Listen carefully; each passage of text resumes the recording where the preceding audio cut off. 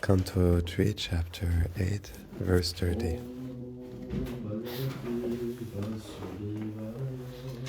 Om Namo Bhagavate Vasudevaya.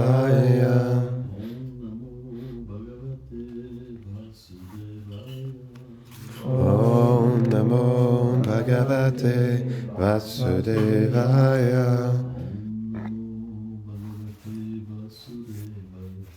Om Namo Bhagavate Vasudevaya.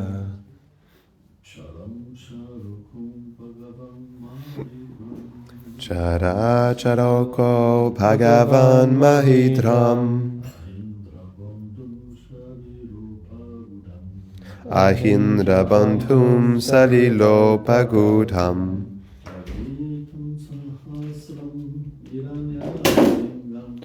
Kirita Sahasra Hiranya Shringam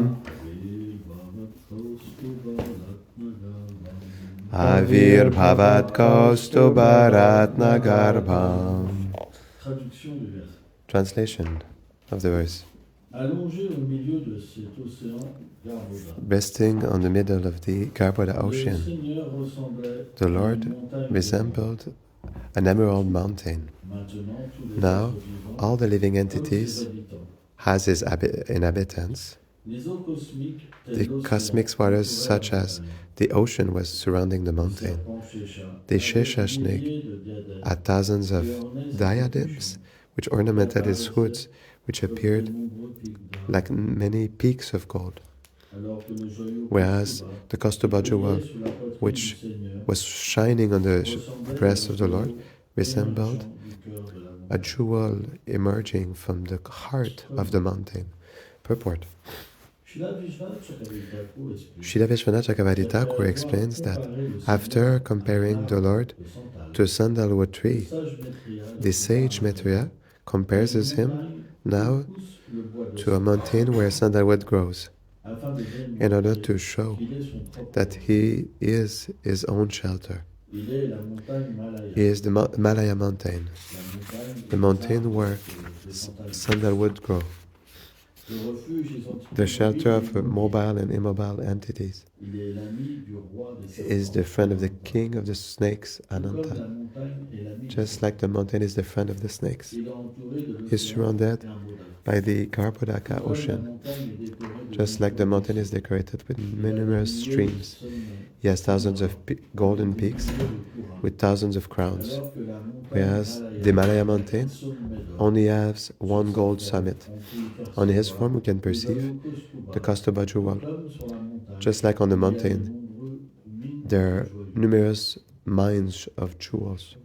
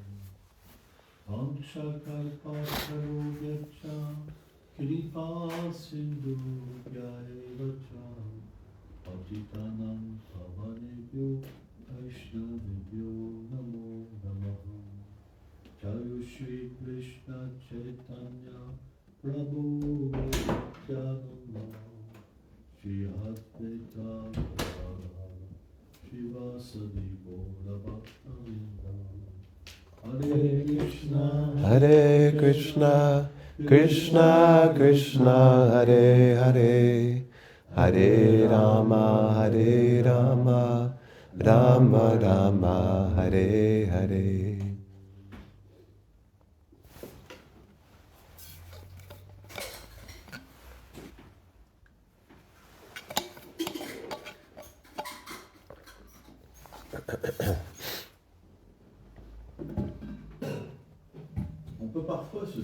We can sometimes ask ourselves, why there are so many comparisons with the beautiful form of the Lord? Why our acharyas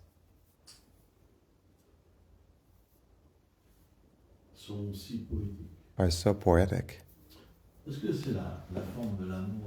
Because it is the form of love itself which is described here. When the acharya feels an emotion, he must express it through words. And the words which manifest through these feelings of love, they bring naturally comparisons, because the beauty of the Lord cannot be described, because the feelings themselves, they can be shared on a transcendental platform. For example, in Golok, only the colors transmit the feelings, or the glances, or directly the thoughts. But in the material world, it is much more limited. For example, if we open a book, the thoughts won't appear, the colors won't appear. We will have words. And then through the description of the love that is coming out of the heart of the acharyas, naturally descriptions will manifest. And these descriptions, they are for us very important, because at a certain level of spiritual evolution, through these words, feelings will come out of our heart, and we'll be able, through the poetry of the Acharya, we'll be able to see these feelings, and it will appear like a revelation, like a painting. And it starts a little bit at ruchi. When taste comes, there's a form of revelation, of taste, of astonishment. And at Ashakti, we become attached. But in fact, these descriptions, they transmit us the attachment. And so the detachment of this world happens to help us to attach ourselves to the transcendental reality. And the material reality does not have value, doesn't have a way to capture us. It is finished. And after love comes, and at this moment the description becomes complete, because we receive in fact directly the feeling of the Acharya. It is something that happens on different planes. But no matter at which level we are, if we hear Krishna Katha, we should come out of sleep. It is something. If we sleep, then we close the doors. But we must already have an attitude of awakening. It's important. If we sleep, that means we're influenced by ignorance. And ignorance does not allow us to enter in contact with the reality. So we must have this attitude. And this favorable attitude, it comes to a realization of our misfortune. The more we understand how much we're unfortunate, we are a slave of the material energy, the more we're ready to receive the fortune. But fortune comes not just through a material feeling. People are very sentimental. It's not like that. It comes through knowledge. And in fact, the Lord reveals Himself through knowledge at the first time, because this knowledge is non-different from Him. So we'll be able to attach ourselves to Him through the descriptions that are in regard to His person. And we will develop a relationship of love, and then He will come. Otherwise, our feeling is not pure. It comes from the association with the material nature. This is not this feeling that can attract Krishna. In fact, Krishna becomes attracted by the feeling that comes through His glories, when we are touched by His glories and we appreciate it, we become attracted and then He comes. Otherwise, at the sentimental level, I want love, I want love. We just want sense gratification. We don't want Krishna. Krishna is very far away from people like this. The proof is we just see light. All the spiritualists are on this form of enlightenment to look for a different love than the love that they met with a man and woman. They see light. They want light. Not just light. They just speak about light. But in fact, Srila Prabhupada, he taught us, it's just like the sun. There is the Deva of the sun in the sun. There's the sun planet, and there are the rays of the sun. So the Brahmana, the impersonal aspect, is just like the rays, the light. The Paramatma aspect, localized aspect, is just like the planet itself. But the personal aspect is to see who is on the planet. Well, in the same way, when we have this knowledge, we will not be interested really to the rays. We know it's part of it. We will not interest ourselves to the planet, but we want to see directly who is at the origin of the planet and the rays. In the same way, material sickness is not healed by healing the effect. For example, often a form of medicine that we know treats the effect, but not the cause. So the sickness often stays. We see, for example, certain illnesses, we can receive medicine, they stay always. The true medicine must treat the cause for the effect to disappear forever. Well, in the same way, the cause of our ignorance is that we forgot our relationship with the Supreme Lord. We forgot how He is called. We forgot the nature of His form, the beauty of His form. And Ananda Brindavandita was speaking yesterday about the beauty. It's the most wonderful thing. When we understand Krishna, we're completely fascinated by His beauty. Completely fascinated. Our form becomes simply like a transformation of the feelings to just bathe His form with love. The meeting with Krishna is something that we cannot imagine because the feelings are too small. In fact, through the spiritual form, which awakens, and when we are introduced in the transcendental world, we receive an unlimited power, a limitless power, because we could not be in Krishna's world. We could not see Krishna with eyes if this vision was not unlimited. We could not feel Krishna's fragrance if our power of smelling would not be limitless. So we have senses that become unlimited and that can capture the Lord in an unlimited way, except those who sleep. Put yourself straight. Otherwise we sleep. When we're like that, we sleep. When we chant like that, we sleep. It's a principle. The mind says it's the position. That's why we have to be straight. It's a principle of yoga. Straight. That's true. Otherwise they sleep. They sleep, they all sleep. When we hear the glories of Krishna, if we sleep, it's just like if you don't respect someone, it comes out of the heart on the form of this sound vibration. So if you don't have the proper mentality, there's no effect. And after, we complain, I don't develop love. But if there's not good the proper attitude, love won't come. So,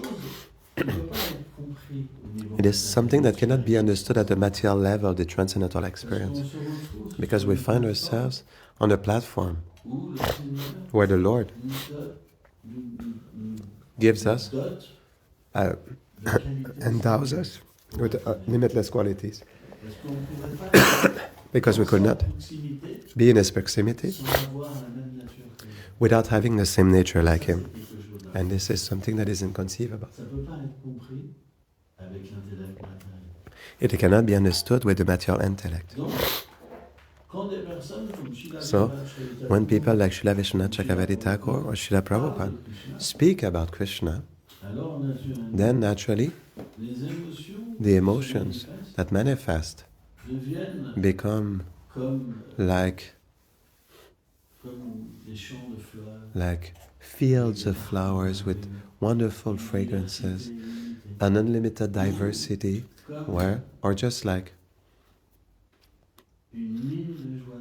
a mine of jewels which manifest.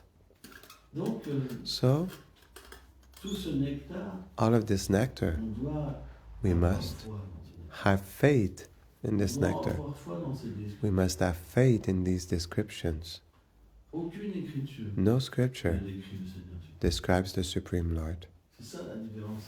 This is the difference with the Bhagavatam. It is that the Bhagavatam, it is explained. It is ripened fruits, a fruit of the Vedas. He descends directly from Golok Vrindavan. And is not touched by material nature. He is not material. He cannot rot like a material fruit, or neither be hurt. And also it is given by the parrot of Srimati Radhika. That is why, although this Bhagavatam is considered to be the perfect ripened sweet fruit, like the most wonderful fruit, we know that when a sukha, a parrot, he touches a mango with his beak, then the mango becomes even more flavorful. The Lord is supreme beauty, like the most wonderful fruit, which is desired by all devotees. And when the devotees, they sing His glories, then He becomes even more wonderful. That is why He is transmitted by His devotees. So we must have faith in the devotees of the Lord. It is the beginning of spiritual life. How the beginning of spiritual life comes? When we meet a Vaishnava, and the Vaishnava comes in our heart. It is the gift of Krishna. When we fall in love with a Vaishnava, with transcendental love, then the whole door, all the doors of the transcendental are open. There's a verse from the Bhagavatam that explains that material attachments open the doors to hell. Because when we are attached materially, we have a lot of faults that come. Jealousy, envy, it's unavoidable. As soon as you love someone, the person starts to speak. For example, you have a man, the man starts to speak with another woman, then we are jealous. It's impossible that it does not manifest, and we can become very jealous. What? Oh, does he dare speaking with another woman than me? Or the vice versa. One becomes completely jealous, completely mad. We can even kill. It comes up to that point. As soon as we're attached, everything is spoiled. But when we attach ourselves to the pure devotee of the Lord, then all qualities come. It does the opposite effect. That's why this love, it carries away the devotee in emotions that are even uncontrollable when love for Vaishnava comes, because we're so much carried away by love that we are completely dominated by the beauty, by the qualities that manifest. it is an experience that is extremely rare and which is immeasurable fortune. Because when we love a devotee of the Lord, then Krishna, he cannot do any other way but to reveal himself to the one. But someone was asking me the question not long ago and was telling me it's hard to love someone sometimes. That is alive, for example. It's easier to have faith in someone that left his body, in terms of a guru and a Vaishnava. Why? Because we are certain that the person is qualified. But in reality, at a spiritual level, there's no death. The kingdom of Krishna is in the heart. Radha and Krishna are in our heart. The associates of Radha and Krishna are in our heart. Everything is there in the heart. Simply when we chant the holy name, without offenses, then we can come in contact with all the ashrams.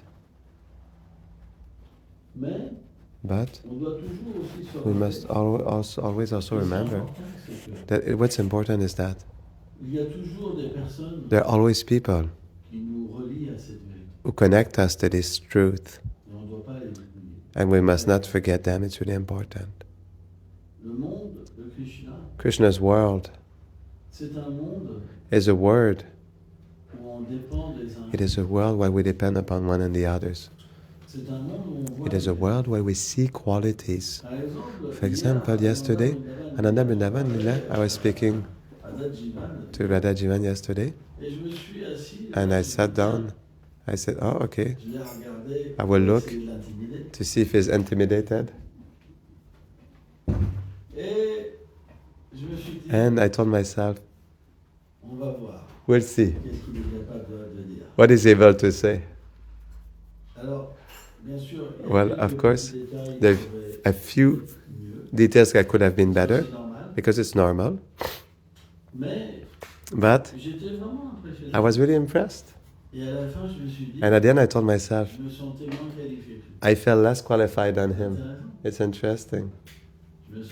I felt so fallen. I told myself, he's a new devotee, and he knows so many more things than me.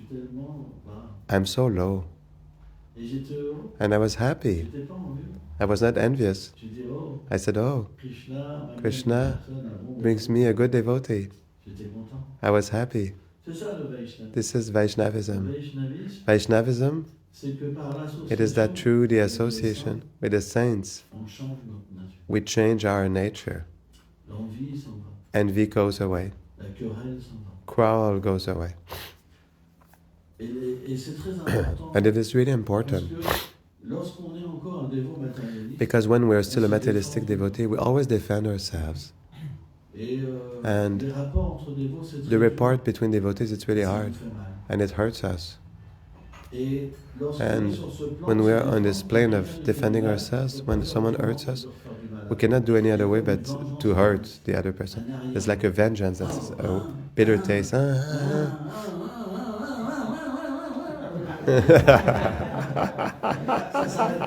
It doesn't stop. It doesn't stop. Year after year, day after day, they cannot stop. And we ask ourselves, but it's not possible.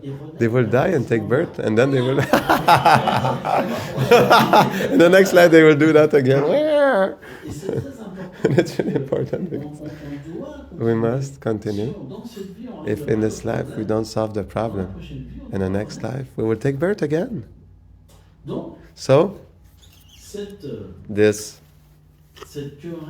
quarrel, it's like a destructive fire in the community.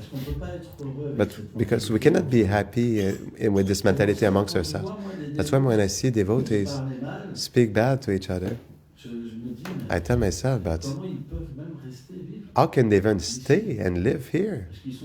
Because they're not happy. Because they're not able to surrender.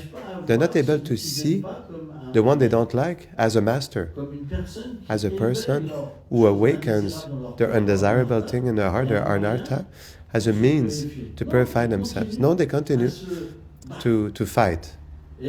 And in fact, in their heart, they finally want to go away because they're not happy.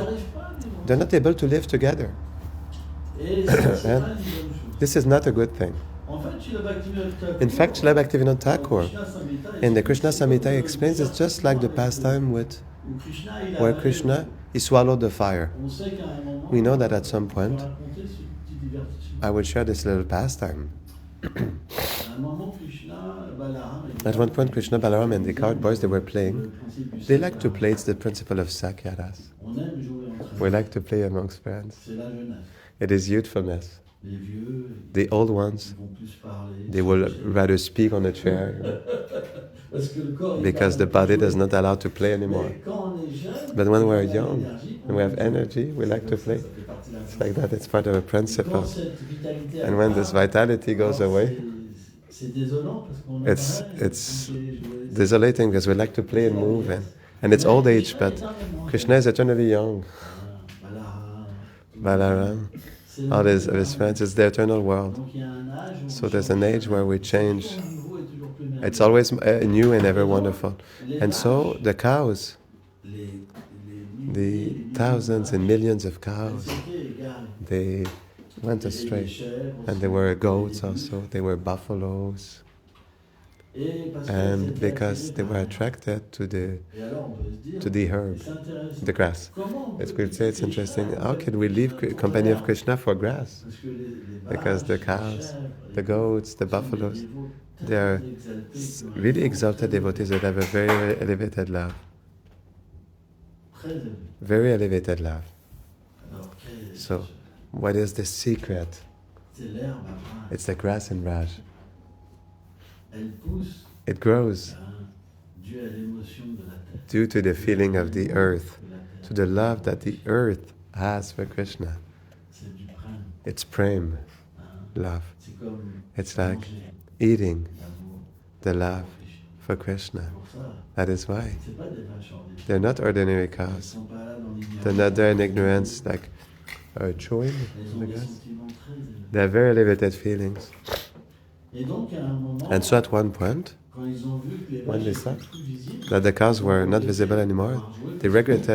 They had a regret of leaving because the feeling of the cows is to take care of. Feeling of the cowboys is to take care of the cows. And the cow is like their fortune, their life. And so, they took shelter in a place where there were bamboos. And there's a demon that manifested a forest fire.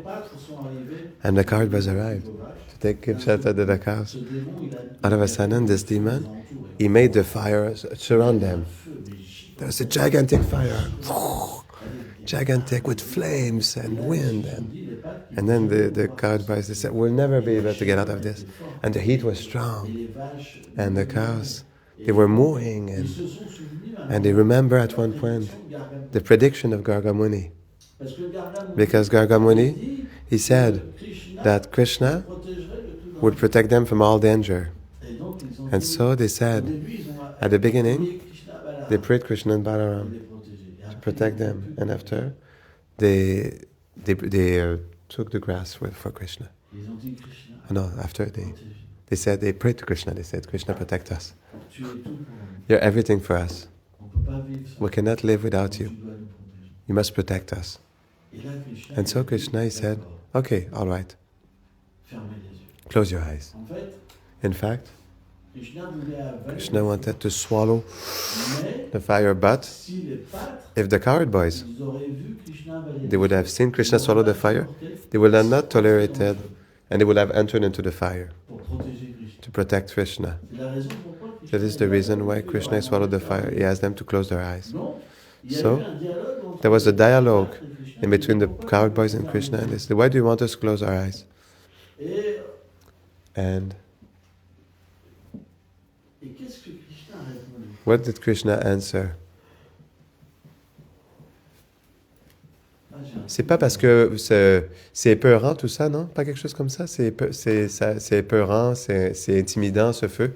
Pour Il y a une phrase que Krishna a dit qui me sort. There's a phrase that Krishna said that I don't remember. It doesn't matter.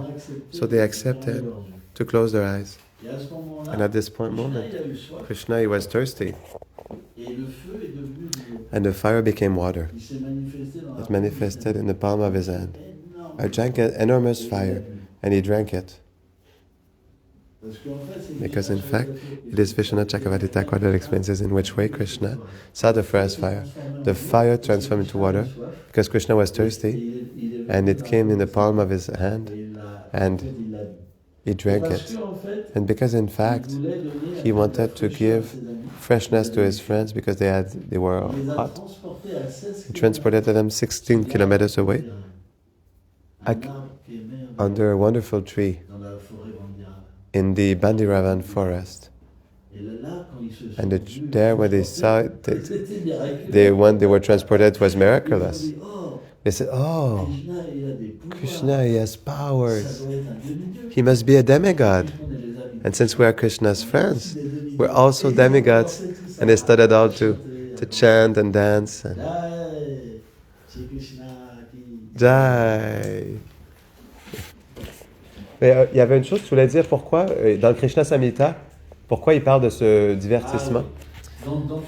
So in the Krishna Samhita, in fact, this fire is considered to be the anarthas of a criticism in a community. Srila Prabhupada said that, in fact, the community cannot be destroyed from outside, because when we attack it from outside, it gives strength to the people who are in the community.